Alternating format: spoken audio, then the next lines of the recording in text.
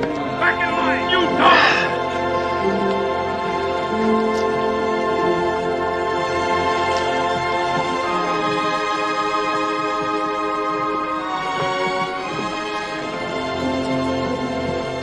On your feet! Get them going! Hold on a second.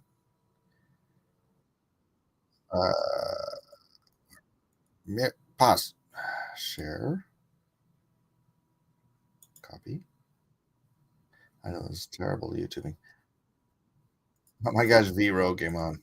Oh my gosh.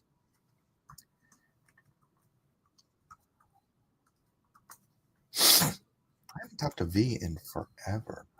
I know, I'm like just talking to myself. Anyways, good afternoon, good evening, good morning, whatever the case may be. Welcome to Cross Examinations Live. I'm your host, Mike S. Miller, not a pastor, priest, rabbi, theologian. Why do I always freak the last ones? Theologian, pastor, priest, rabbi, theologian, educator, teacher, whatever. Just guy on the internet. Got my own opinions. If you don't like them, don't watch. Or if you don't like them, argue, complain. Hello, Tina. Welcome. Y'all are late to my late show. What's the deal? Man, I need like chapstickers open.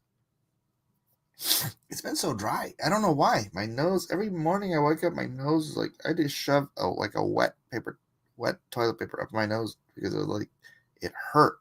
I woke up and it hurt. That's how much it hurt. Hi, Amy. Welcome. Sorry to you're here hearing me complain about my stuff. And Missy, the girls are here. The girls are in town. Tonight on Drawn and Quartered, Phenomenova. I'm pretty sure we'll have room for everybody, but Vaughn Coleman's coming, and he's bringing some guests, his artists for the book. So I might have to bump Larry. I don't know. We'll see. We'll see how many people want to show up and do Phenomenova. Your Majesty. Wait, what? Anyways, my daughter got sick while she was in Cleveland. Poor little thing. Not little. Well, actually, she is little. But like she got sick like right one day, so she was like sick while she was in Cleveland for our cousin's wedding. They got back last night. So I stayed up late. Although I've been staying up late every night. Working. This is when mom's away, when the wife is away, what does Mike do? Does he get extra video game time?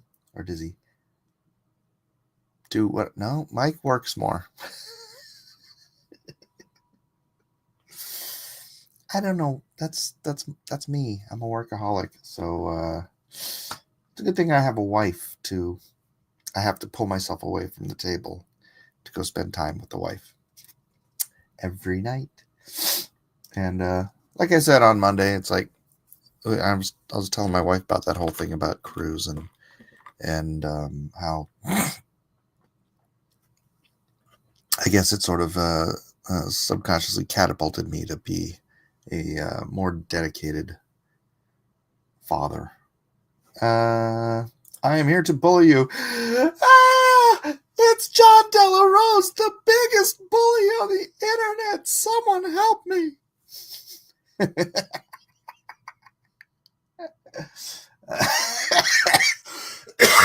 How do I still have this cough? I don't know. It's been weeks. Oh my gosh. Justin, hail Mike and hail Chad. What's up, Justin? Unless you like to draw. That's right. I like to draw. King Bob says, how are all my loyal subjects? Screenshotted. Oh, that's just pure comedy, man. I don't even know what to do with that.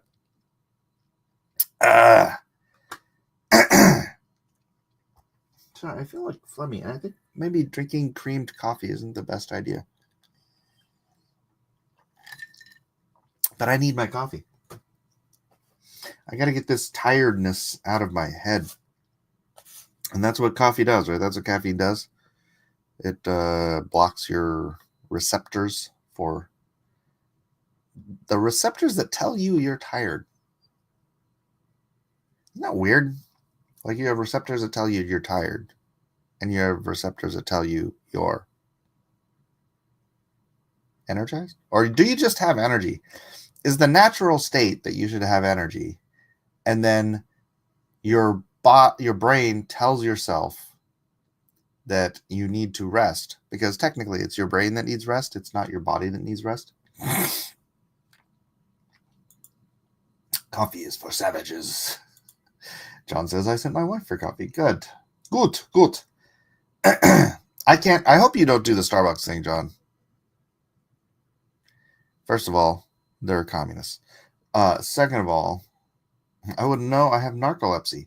So your receptors are all messed up.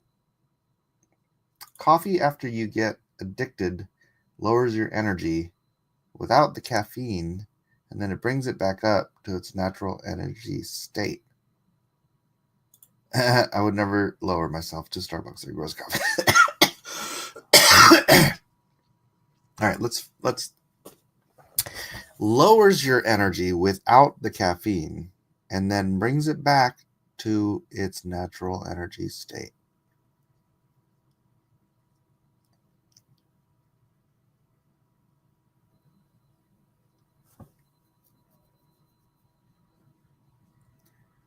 Well, coffee doesn't give you energy, John. You phrased that terribly. He said he's the one that said I phrased that terribly.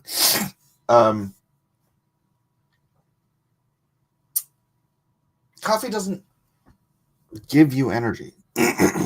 When you have caffeine out of your system, you have lower functioning energy than a normal person who's not addicted.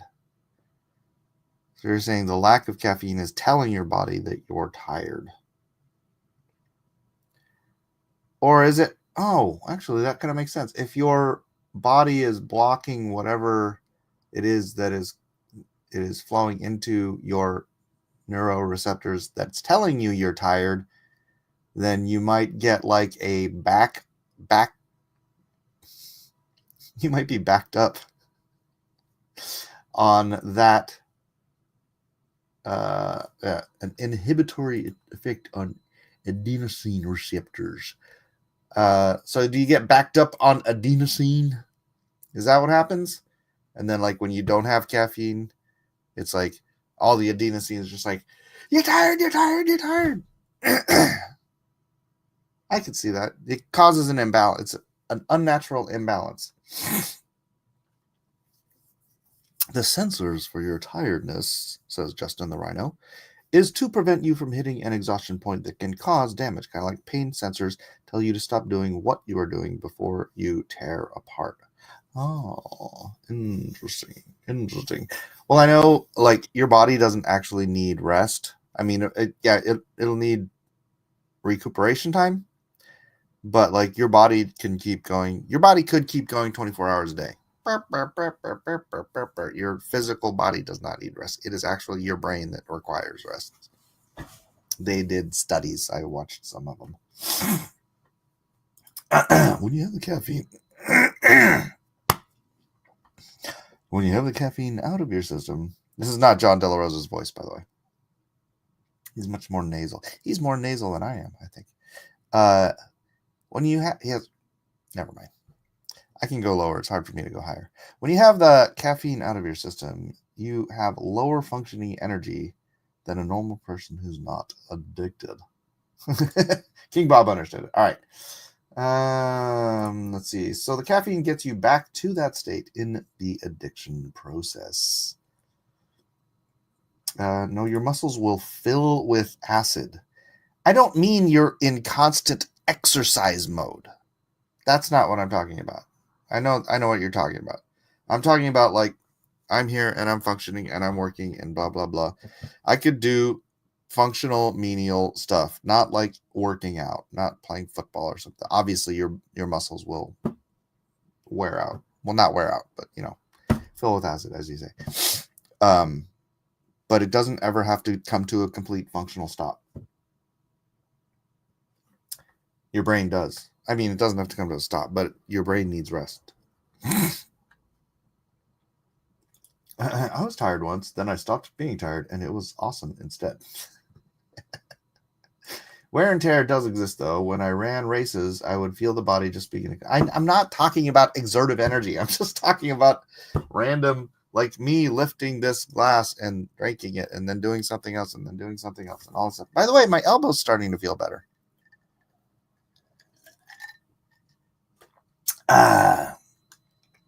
According to the Guinness World Records, the longest recorded period of sleep deprivation was 11 days and 25 minutes by Randy Gardner in 1963. Thank you, Tina T.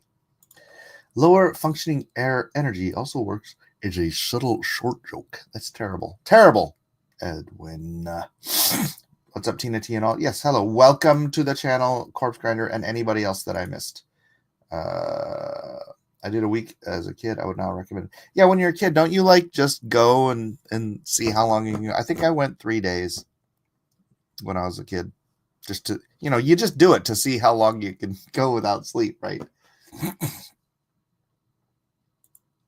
I wish my brain would take a time out. Oh, yes. And hello to Edwin. Sorry. Afternoon, Amy and Tina. Let's all just take a moment and say hello to everyone.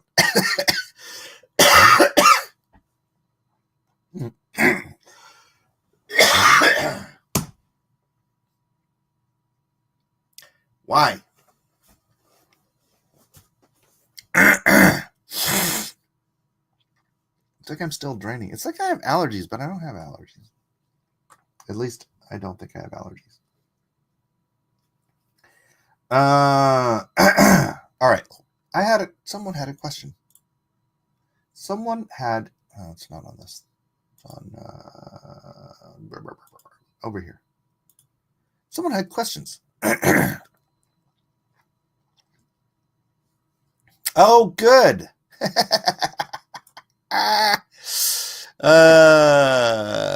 Answering on stream. Answering live on stream today. CJ in the comment section. Thank you for the comment, CJ. I appreciate it. Asks, church camp crud. No, I went to camp with the crud. I was better. I got better enough that I was at camp, and I was still coughing and stuff. But we're a week after that, and I'm still freaking got stuff coming up. Justin says, I stayed up at a friend's for 72 hours playing games and stuff, and then I got home and I didn't make it past the door before being unconscious for 18 hours. Yeah, I stayed up playing. What was it? It was an Atari. It was on my Atari 800, and it was a space game where you're flying through space, shooting at stuff. So it wasn't like one of those flat universe games. Galactic something or other. But yeah, that was I just stayed up playing that. No, it wasn't Defender. It was later. This was in the 80s. I can't remember the name. Anyway, I need a list of Atari. You remember that game? Galactic something, right? Not Galactus. Edwin, stop. All right, anyway, CJ in the comment section says, why would a good God condone slavery, owning of humans as property? It's this question again.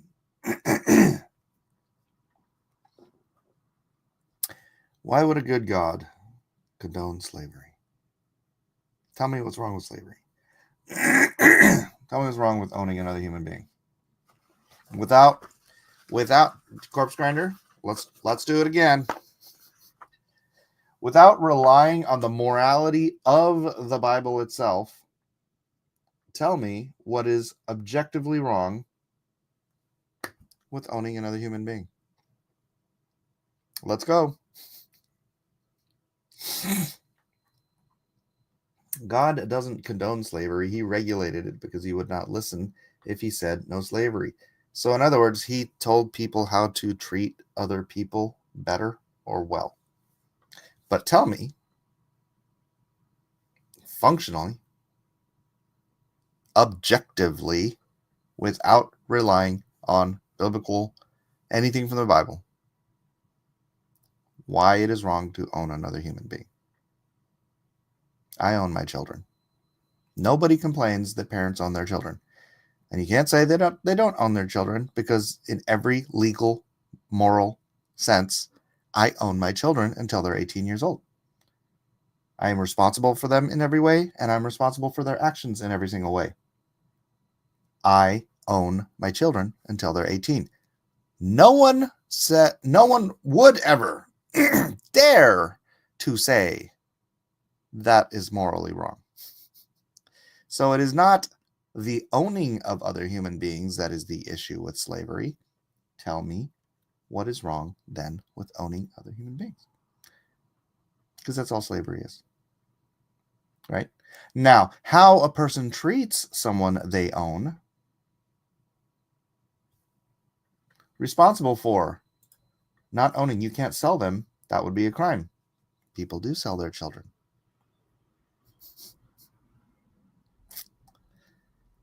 Just regardless of how they come into my possession, through adoption, I find it on the street and I claim it as mine, I own my children.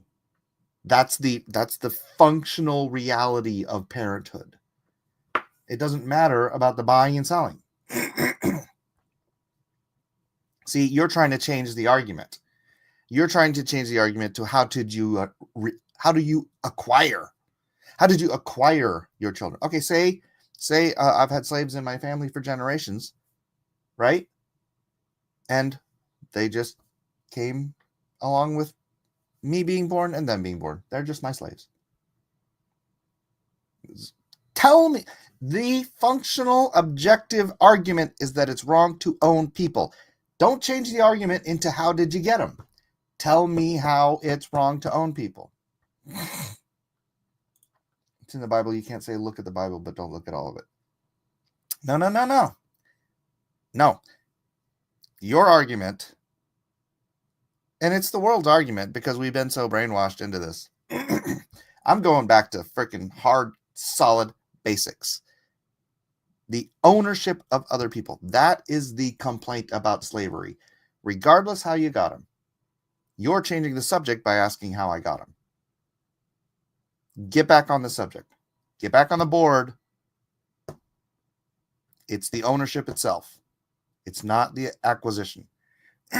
Because the Bible has a lot to say about the acquisition, but we're not using the Bible. The argument is, how does God condone slavery? Not how does God condone the acquisition of slaves? Because God condemns the acquisition of slaves. Everyone involved in the entire Atlantic slave trade, from the people who stole the Africans who stole the other Africans, to the Africans that sold those Africans to the British who sold those Africans to 96% South and Central Americans, to the people who bought those African Americans. According to the Bible, all of those people are to be executed, except the slave. So, we're not talking about that. Okay? Stop going back to what got astonishing, corpse grinder, that you cannot stop going to the Bible for this argument. Tell me simply, without asking the Bible. Oh, here we go. Sorry, I was looking at something else. Do you not personally find it astonishing? You can't not make an argument without going to the Bible. Tell me objectively, from your atheist worldview, objectively, without mentioning anything about the Bible, why owning another human being is wrong.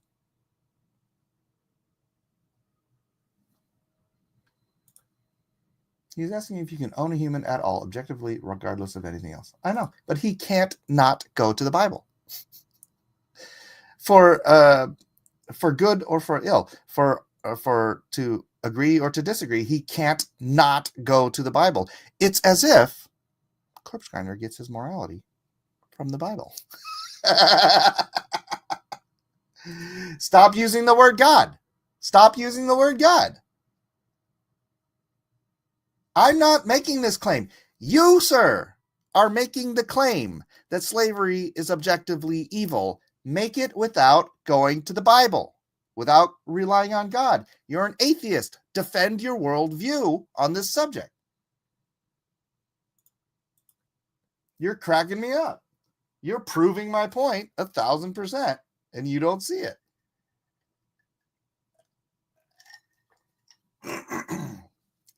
You're not defending your position. You're just trying to attack mine. You can't go to the golden rule. That's in the Bible. Also, the golden rule is not ubiquitous. The golden rule is not ubiquitous. All right, do unto others as you would have them do unto you. If you were starving and broken and you were incapable of finding your way in the world, would you take a job? Would you want someone to offer you a job where not a job? Would you want someone to offer you food, housing, shelter? Well, housing and shelter are the same. Food, housing, clothing, and all you have to do for them is basically anything they ask. That's morally upstand. That's not morally wrong. A job isn't. Slavery is a job. Slavery was a job institution for almost all of mankind up until like 200 years ago.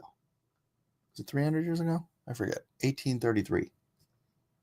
200 years ago. Not even 200 years ago. Slavery was essentially a job institution. Your wages, or you didn't have to pay for. You had to just do what you were told. Just remember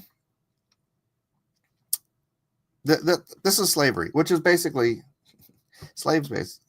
I don't want to get into all of our field. Anything they ask, and if you say no, they can beat you. Okay. Once again, if they beat you, that is not about the slavery, right? That's not about the ownership. I'm relegating this argument to the basic truth that slavery is the ownership of another human being. You have title to that person. Children are 18-year slaves. I have title to that child unless they legally, what? What's the word? What's the word, Corpse Grinder, when a child under 18 wants to get out of the ownership of their parents? Emancipation. It's literally the same word for getting out of the ownership of your slave owner. If you want to be emancipated from being owned by your parents under the age of 18, you have to do it through the court system. So, no, I'm not talking about the treatment of slaves, because yes, there are people who treat other people badly. And so there would be slave owners that treat other people badly. There are parents who treat their children badly. It's not about the treatment. It is simply about the status of ownership. Tell me now, again, what's wrong with owning another human being? Mike thinks slave owners should let them go to court. Stop changing the subject, please. Please stop changing the subject. The golden rule is not an argument against slavery.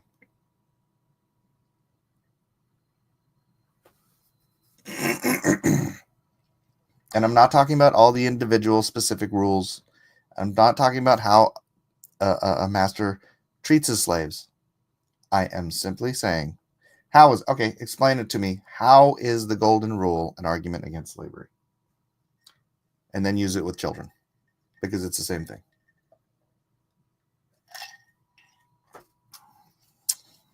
I still own 3 of my 5 kids. Oh, actually, I only own 2 of them. But Isaac still lives here.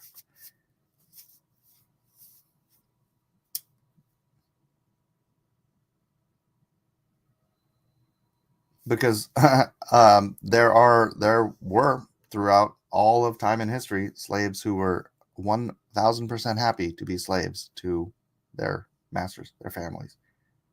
I'm not arguing for slavery.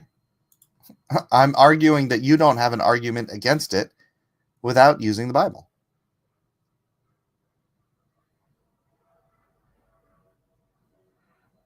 See, now this is an emotional appeal.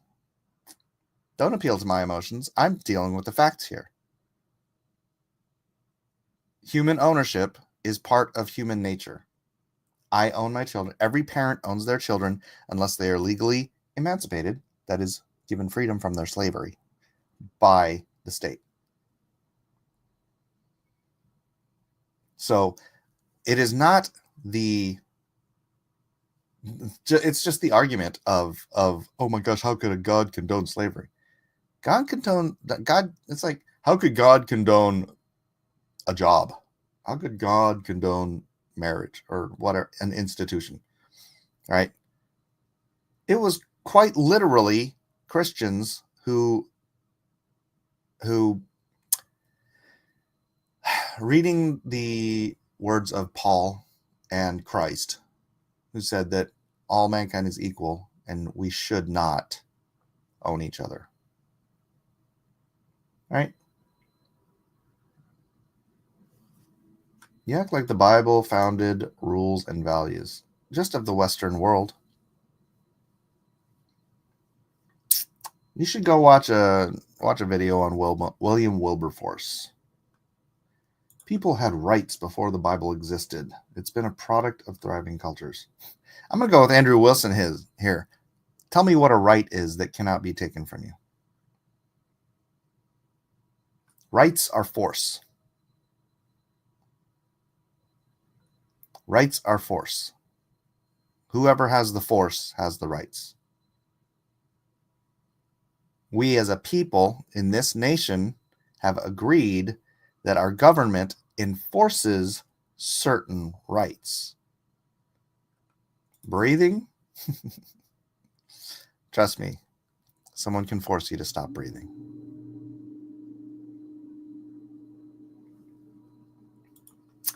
The God of the Bible protects slaves and frees them. The evolutionists demand that everyone joins the death slavery cult and will lie perpetually to do so. Yep, it's a culture thing, not a Bible thing. What do you believe Western culture was founded on, Corpse Grinder? I know you're not this dumb.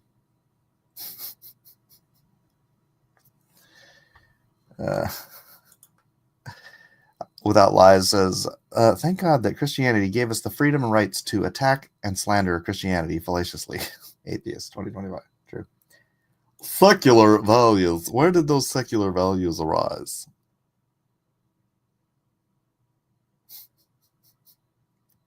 You guys are so deluded. Oh my gosh. You're so deluded. The Western world was built on the Bible. Western morality was built on. Why do you think slavery is still alive in the non-Western world? Zeta points out that atheists founded communism. No greater form of slavery than that. That's absolutely true. You don't know history. Perhaps I just know better history than you do. You know the history that you were probably force-fed through public school. Some founders were deists, not Christians. 3 founders were deists. Thomas Jefferson, was it Paine? and Benjamin Franklin. You know how many people signed that document? And how many of those people came from states that had Christian denominations as their state religion? Was it Thomas Paine? I think it was Thomas Paine. Forgive me, Thomas Paine, if you weren't one of them.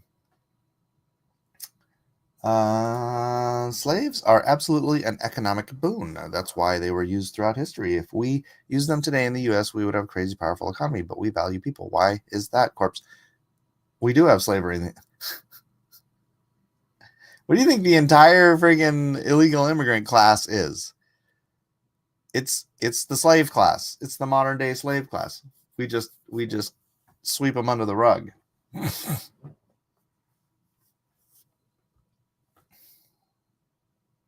Is Jesus the way, the truth, and the life? Yes, Icons World. He is. Welcome. Communism was used by the founders of America too. No. That was a history class, everyone. That was a sort of a pre-socialist concept. And what happened? Corpse Grinder. Do you remember what happened? Oh, yeah. A third of the colony that tried that died that winter. Then the next winter, they're like, okay, everybody work for yourselves. And then they were successful. Weird. All right. So I know you're not a pro-communist, but yeah, the whole socialism thing. Here's the thing. Socialism doesn't work unless you're using somebody else's resources. So when you had, was it Jamestown?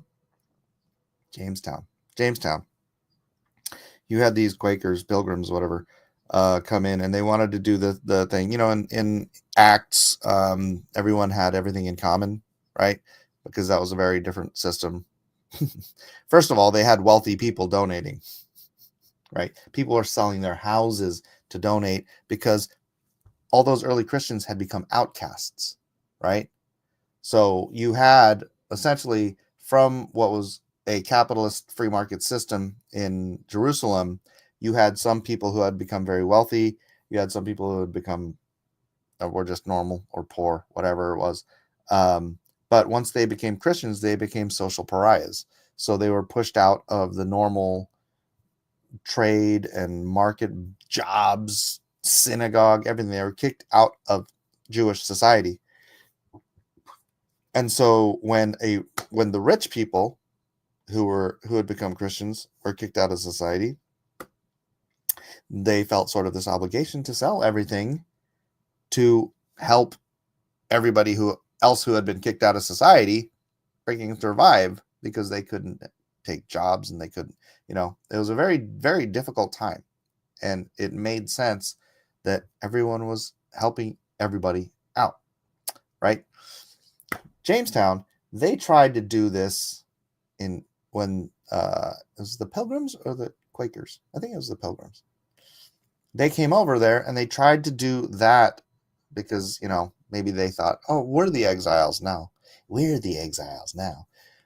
But the problem is they didn't have any wealthy people to start with who could donate to them all the stuff that they needed to survive. And so when they just started with the basic start from zero concept of everyone shares everything, nobody wanted to do the work.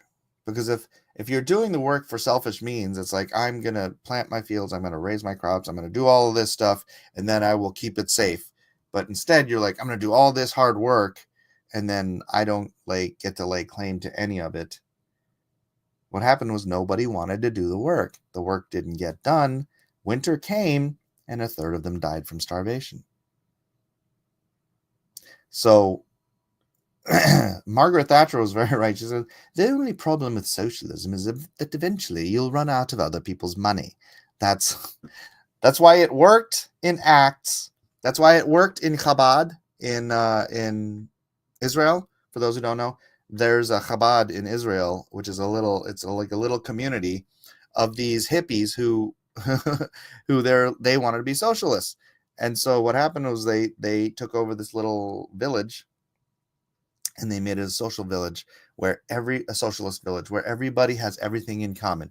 You don't own the shirt on your back. It belongs to the community. So if Sarah wants to come in tomorrow and borrow your shirt or take your shirt, you can't really do anything.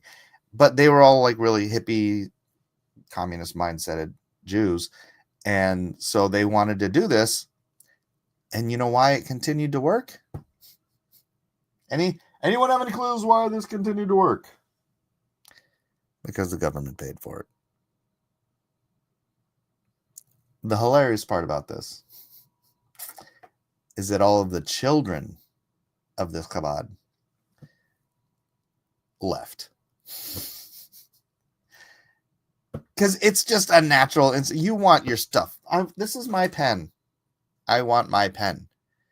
I want the right to give my pen to someone if they need it. Of course, it's my pen. But that everyone owns my pen.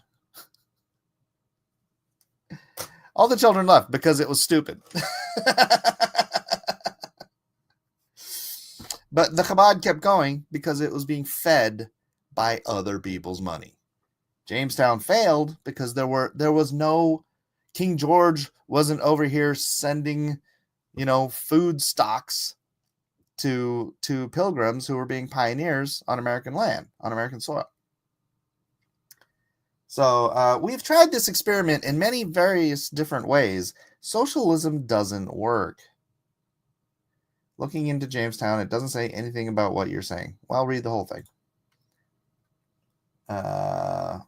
You mean colonies? I don't mean colonies. I mean the first freaking landed on shore guys. So no, it wasn't communism. Corpse Grinder. Communism didn't exist. The prison system is the slave class. I'm not going to argue with that. That is also a slave class. But the illegal immigrant population is the current slave class because they're the ones out there in the fields doing the work Americans don't want to do for their corporate masters for wages that are way below what Americans are willing to take. This is a false false reality. This is a reality created by the welfare state and the open immigration policy. You can't have a welfare state and an open immigration policy at the same time. You can have a open immigration policy with zero minimum wage and zero welfare, and then have at it, right? But you can't have both because then you're just bringing in people. They're utilizing more of our money. I don't want to get into this whole political angle on this. Evolution was used by the higher class to justify slavery. Now all the evolutionists are trying to pretend that they have the moral high ground. Talk about doomed. There's no morality in evolution.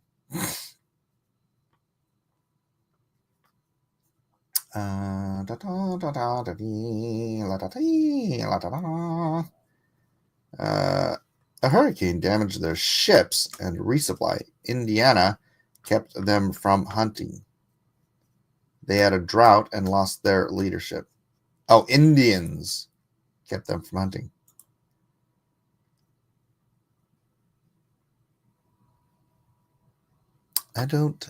Where are you reading? Where are you getting your information? I'm pretty sure this was Jamestown. All right.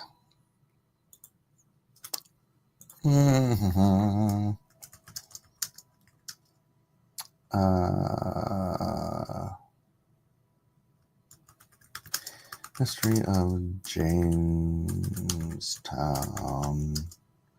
There.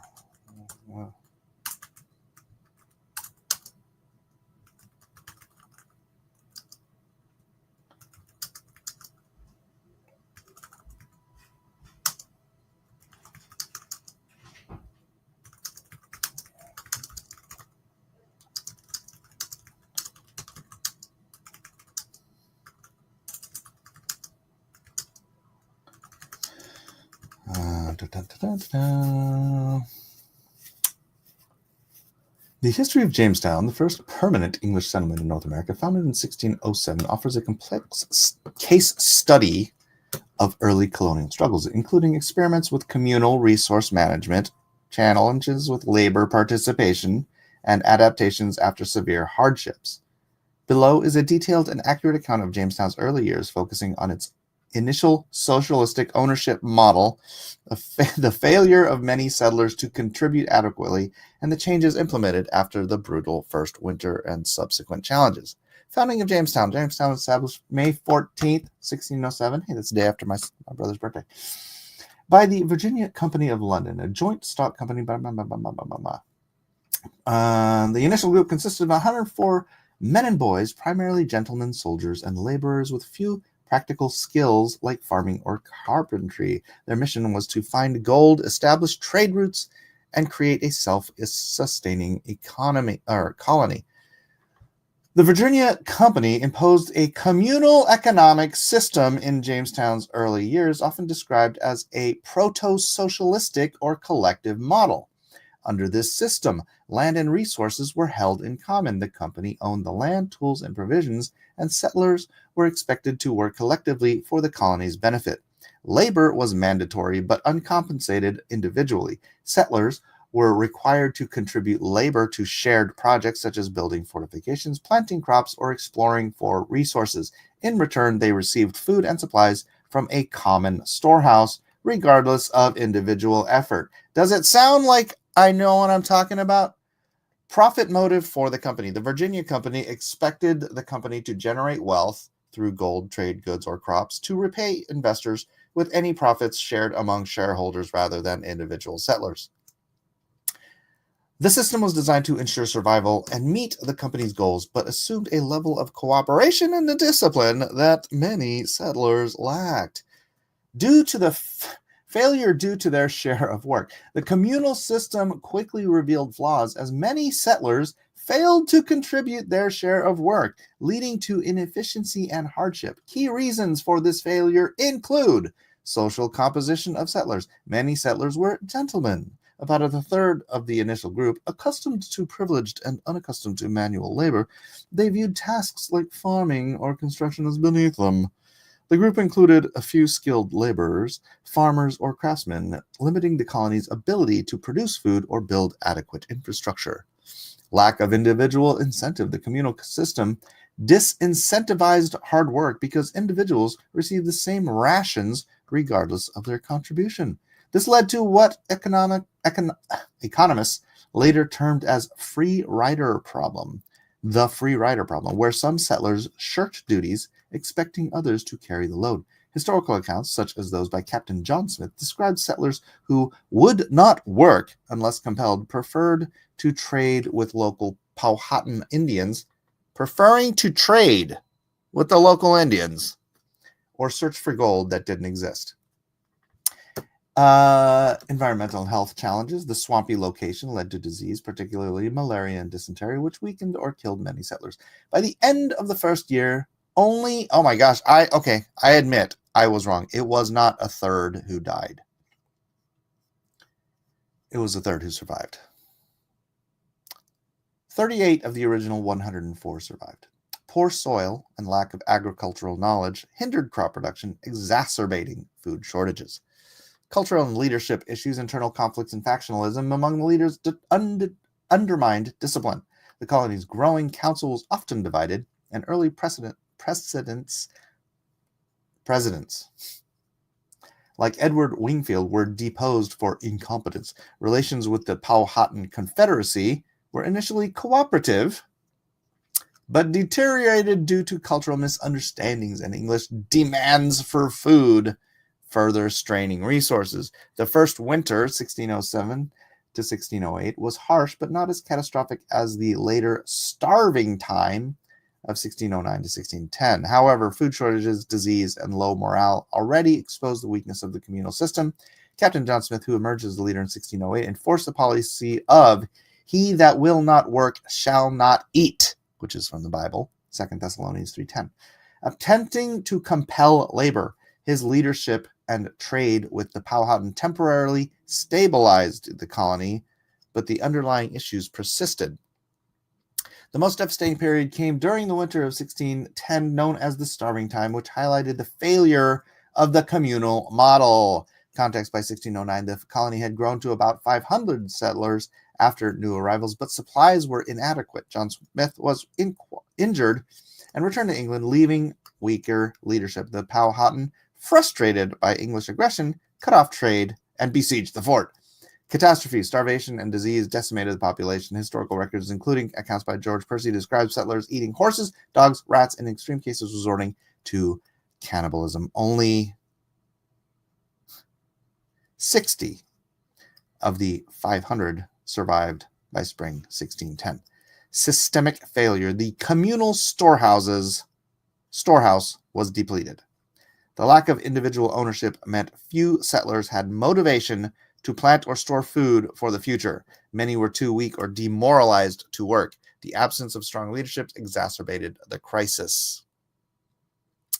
I'm just going to skip through the changes after the first winter and the Starving Time. They shifted to private property in 1614 with land grants, incentive for productivity, private ownership, gave settlers direct stake in their labor's output, encouraging them to plant crops. This marked a shift towards a market-based economy. Headright System. Virginia Company formalized the Headright System, granting 50 acres of land to anyone who paid for their own passage. Oh, that's a different thing.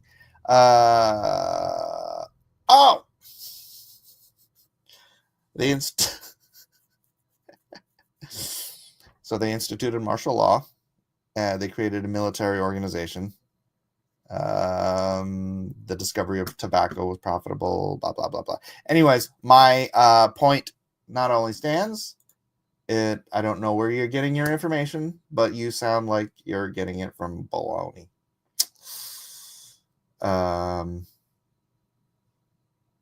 This is a very, very poor take on what happened. A hurricane damaged their ships and resupply. Indians kept them from hunting. They had drought. Where are you getting this? Are you just making that up?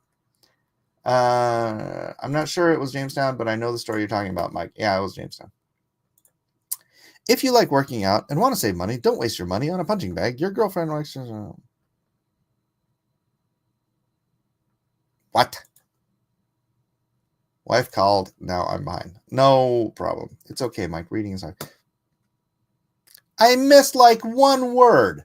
I get one word wrong. Suddenly reading is hard. Come on. Cut me just a little bit of slack. Where'd Corpse Grinder go now that I've completely demolished it? You're having a bad day, Corpse Grinder. I'll be honest with you. Sometimes you're a very good foil, a very good debating partner. You're having a really bad day. You get really bad information all the way around today. What's going on with you? What has happened? Has someone else taken over your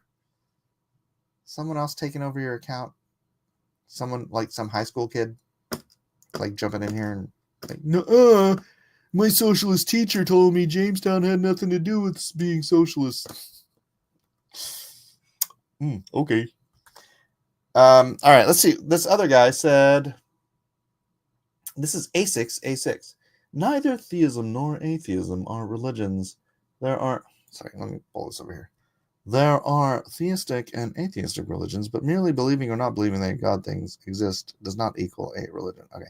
And he says, so you don't believe in atomic theory? Did I say that I don't believe in atomic theory? I don't recall saying that. Germ theory. Oh, but it's because it's theory. Germ theory.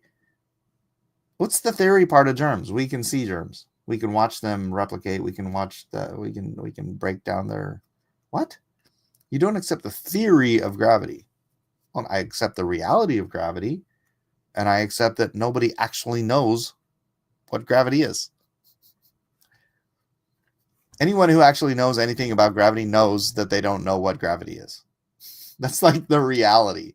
So I accept the reality of gravity. This falls. The theory of gravity, no, I'm not going to accept as in, look, I'll accept that, okay, that might be a fair, reasonable theory. I'm not going to accept it as in it's the gospel truth. Anyone who accepts an absolutely unprovable, not unproven, unprovable theory as gospel truth, you're just way off base. You're just way, way off base. E does not equal M. E equals MC squared. I know. But the M is on the other side of the equal side. And then there's a mathematical calculation of the M. Means energy equals matter, not mass. Matter is a state of energy.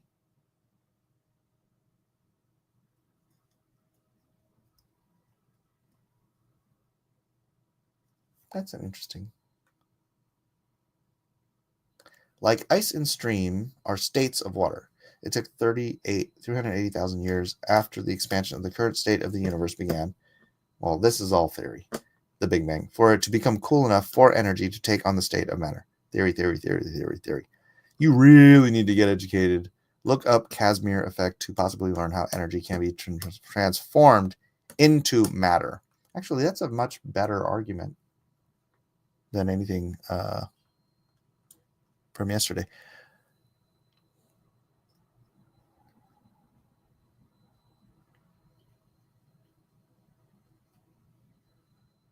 Matter is a state of energy. Like ice and the ice and water thing. That makes me understand it a little bit better. All right.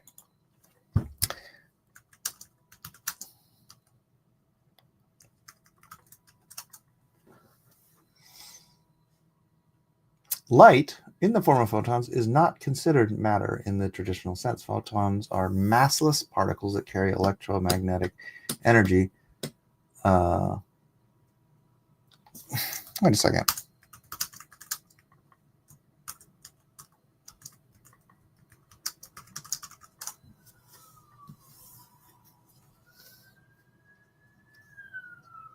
No! It's not matter. E equals MC squared is mass, not matter. Why does everyone change this? I knew it was mass.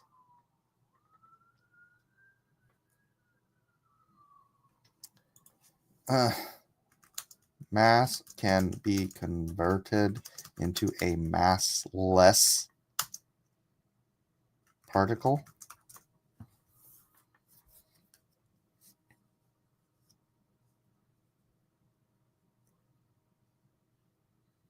Okay, look, I'll accept that.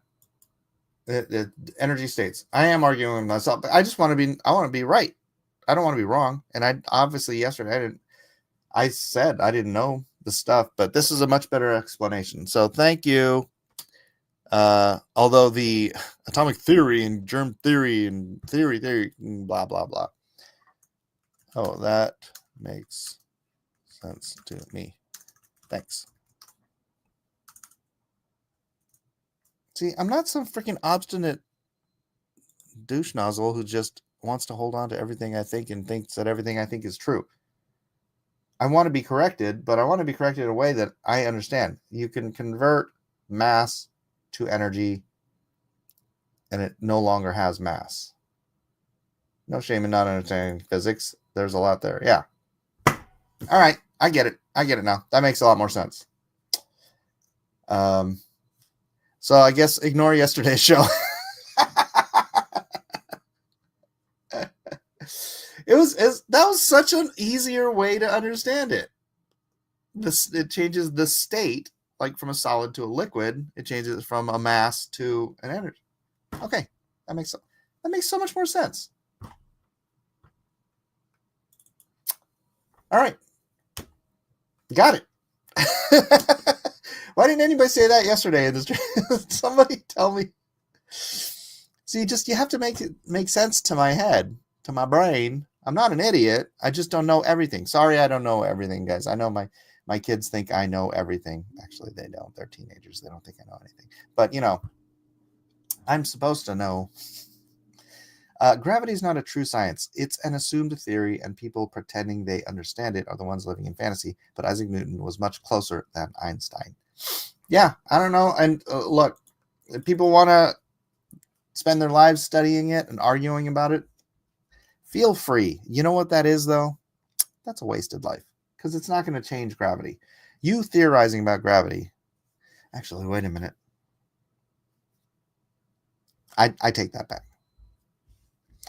Because if somebody can figure out gravity, like realistically, they might be able to figure out anti-gravity, which would be freaking awesome. Right? That'd be dope. So, all right, never mind. Not a wasted life if you can ultimately figure out anti-gravity. Otherwise, it's a wasted life. Wisdom is the love of knowledge and understanding. Knowledge is knowing that a tomato is a fruit. Wisdom is knowing not to put it in a fruit salad. People love to pretend they are smart. The ways of the Lord are at a completely different level. Oh, yeah. Oh, yeah. Oh, yeah. Yes.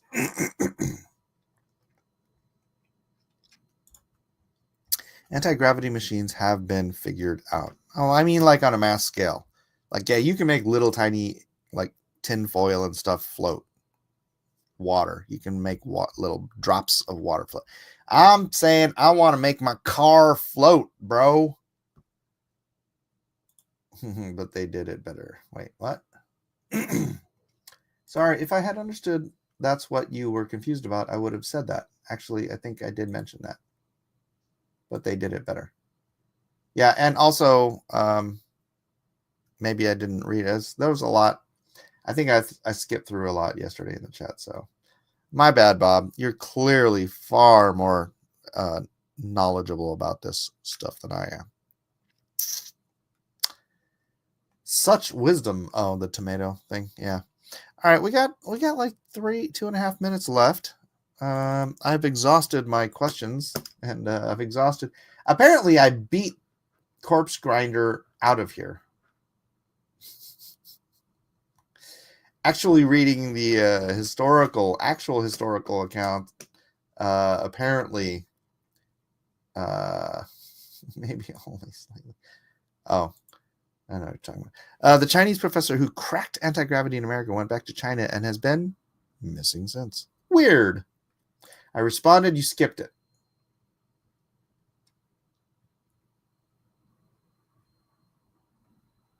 This is the last thing I saw from you, which is absolutely moot. That's the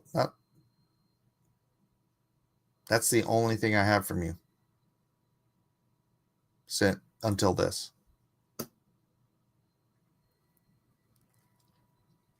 What you should have responded to was, oh, weird. Mike was right. Socialism doesn't work. Are you a socialist, Corpse Grinder? I know you're an atheist. I don't automatically assume that means you're a socialist. Defending socialism at this point in history is proof of a below average IQ, I would have to think. Should do DNA as a language as it proves intelligent design. I just saw that today. Sounded interesting. DNA is it's a 4-letter language, or it's a quadrary digital code. Either way, I guess it's the same thing. Digital code is language. It's just a binary digital code is it requires a lot of space. That's why I like the whole quantum. I'm looking at my response in chat. Why can't I don't know. Let me go to the stream. Let me go to the live.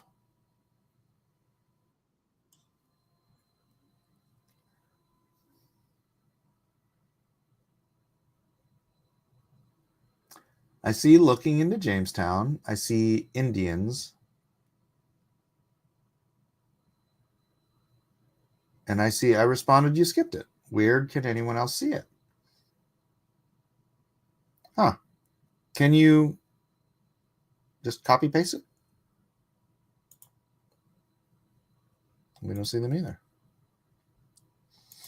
But yeah, the fact that DNA exists, it's like, I'm sorry, who wrote this language? Who wrote this extremely complex? It's not digital. What do you call a 4-part code like that's digital? Digital is die, right? Which means 2. Am I correct here? So it's not digital, it's quadrital. I don't know. It's a 4-letter code. And I think that was the thing. If I remember correctly, I might remember incorrectly, but I think quantum computing has a 16-letter code. Is that right? Is it 16? And so you can put a lot more, or you can move a lot more information a lot faster because it's not just ones and zero, ones, 1 0 1 0 1 0 1 0. It's like, so tomorrow the stream will be later, right? Yeah, I have a meeting about a project at noon. So first of all, I'll have to make sure I'm awake. But yeah, it's scheduled for noon to 1, so it's 1 hour and blah blah blah. The entire concept of DNA absolutely annihilates the evolution religion infinitely. The desperation of people to try justifying that a disgusting lifestyle has nothing to do with evidence. Yeah, look, man, that's just a simple point of fact. And maybe Corpse Grinder doesn't fall into this category, but 95% of people who claim to be atheists are just mad at God. That's all it boils down to. Lou, I know you're lurking. You can pop your head in now and say, I'm not mad at God, but he let my child die or something. I don't know. He won't say what it was that caused him to get mad at God, but that's what it is. Lou's mad at God. You can tell it by every word he writes. He's just freaking pissed off at God. Not that he doesn't believe in that he came to atheism through some logical paradigm. He just got mad at God. DNA destroys the atheist worldview. The more hilarious part was I was talking to an atheist, and I was telling him how you just can't get to a reproducible amino acid, which is the first building block of life, from random molecules being struck by lightning. You can't create a reproducible amino acid. You cannot make the first reproducible building block of life.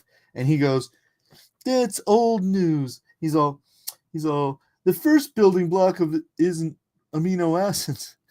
It's RNA. You know how much more complex ribonucleic acid is than an amino acid? It's, like I said, they just want to believe. It's all desire. They don't want to believe in God. They want to believe. I don't know what the hell I don't believe. They just don't want to believe in God is what it is. So anyways, I'm out of time. Good one, everybody. Thanks for being here. God bless you all. We'll see you late tomorrow. RNA and DNA go hand in hand as well. Yep. So good, man. All right. Thanks for being here. God bless you. We'll see you tomorrow. Have a great day.